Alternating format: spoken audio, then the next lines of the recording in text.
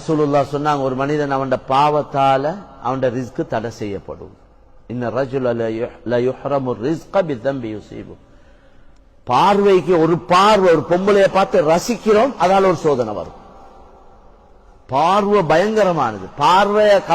பார்வையில கவனம் செலுத்தினா இபாதத்துல இன்பம் கிடைக்காது.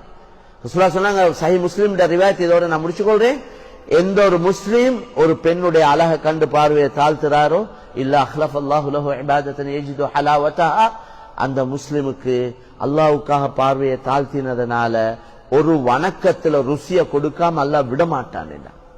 இபாதத்துல டேஸ்ட் எதுல இருக்கேண்டா கண்ணை பாதுகாக்கிறதுல. இந்த ஹதீஸ் சொல்லத்தானே வேணும்.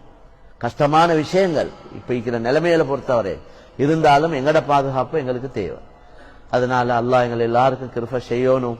அல்லாஹு தாலா ஒவ்வொருத்தருடைய சொந்த வாழ்க்கையில் உள்ள எல்லா நிலைமைகளையும் சீராக்கி நாங்க எல்லோரும் எங்கட மனைவி மக்கள் பரம்பரைய அல்லாஹ் தீன்தாரிகளாக வாழ்ந்து ஈமானோட இஸ்லாத்தோட கலிமாவோட மரணிக்கக்கூடிய பாக்கியத்தை அல்லாஹ் எங்கள் அனைவருக்கும் தந்தருள்வானாக.